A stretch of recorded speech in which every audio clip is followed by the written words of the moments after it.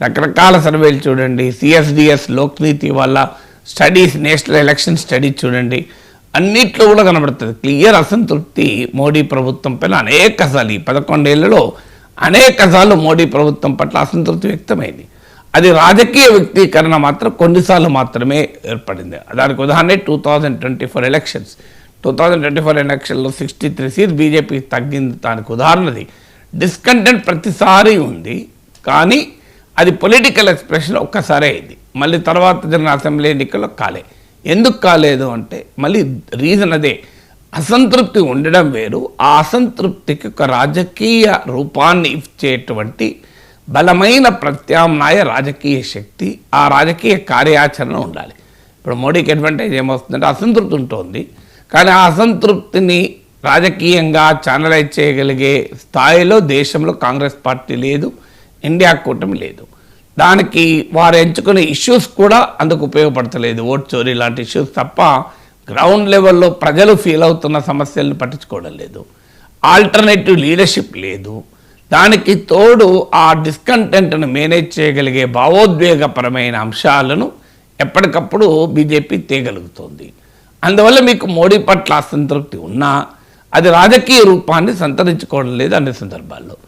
అందుకే రాష్ట్రంలోనైనా కాంగ్రెస్ ప్రభుత్వం పట్ల అసంతృప్తి స్పష్టంగా జూబ్లీహిల్స్ ఎన్నిక సమయంలో బయటపడింది. కానీ ఈ అసంతృప్తిని కాంగ్రెస్ రాజకీయపరమైన పొలిటికల్ అండ్ పోల్ మేనేజ్మెంట్ ద్వారా ఓవర్కమ్ కాగలిగింది.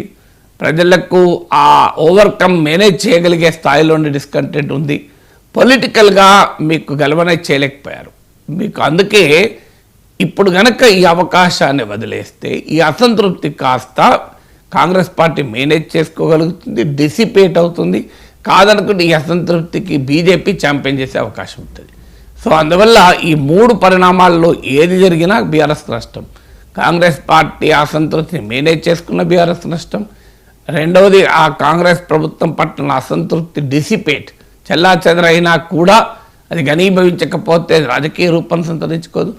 లేదు, ఆ అసంతృప్తిని బీజేపీ ఛాంపియన్ చేసింది అనుకోండి, బీఆర్ఎస్కి ఒక పొలిటికల్ అపార్చునిటీ పోతుంది. అందువల్ల ఈ సమయంలో కనుక కేసీఆర్ రంగంలో దిగకపోతే ఆ రాజకీయ రూపాన్ని ఇవ్వడంలో బీఆర్ఎస్ వెనుకబడే అవకాశం ఉంటుందని జూబ్లీహిల్స్ బై ఎలక్షన్ రిజల్ట్ తెలియజేసింది. అందువల్ల కూడా కేసీఆర్ రంగంలో దిగటానికి కారణమవుతుంది. ఎందుకంటే కేసీఆర్కు ఉన్న సమస్య ఏంటంటే లీడర్లకు ఉండే పెద్ద ప్రాబ్లం ఇగోసే. మీకు రేవంత్ రెడ్డి నిన్న కూడా మీరు చూడండి, రేవంత్ రెడ్డి పేరు కూడా చెప్పకుండా మాట్లాడడం అంటే రేవంత్ రెడ్డి ముఖ్యమంత్రి అని గుర్తించడానికి కూడా సిద్ధంగా లేడు. మీకు ఇది ఆంధ్రప్రదేశ్లో ఉండే ఫినామినన్.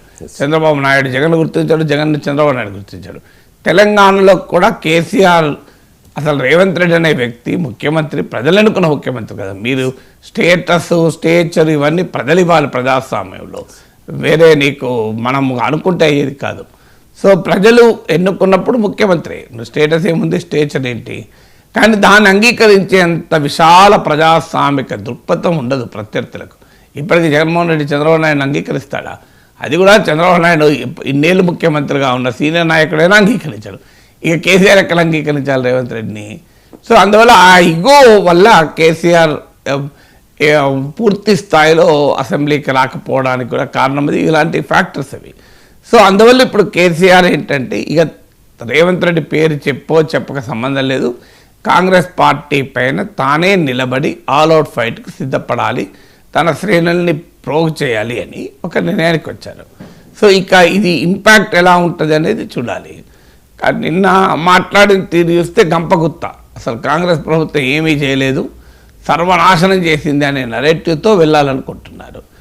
ఆ narrative I don't think it will succeed. ఎందుకంటే మీకు జూబ్లీహిల్స్లో కూడా కొన్ని అంశాలపైన ప్రభుత్వం పైన సంతృప్తి వ్యక్తమైంది, కొన్ని అంశాలపైన అసంతృప్తి కూడా వ్యక్తమైంది. మీకు ఉదాహరణకు మైనారిటీలు ఉన్నారనుకోండి, మీకు మైనారిటీలకు ఎంఐఎం చెప్పినాక కూడా బీఆర్ఎస్ వైపే సిగ్నిఫికెంట్గా నిలబడ్డారు. దానికి కారణం అప్పటి సంక్షేమ పథకాల కారణం కావచ్చు. ఇలా ప్రతి అంశం పైన కాంగ్రెస్ ప్రభుత్వం పైన కేసీఆర్ నిన్న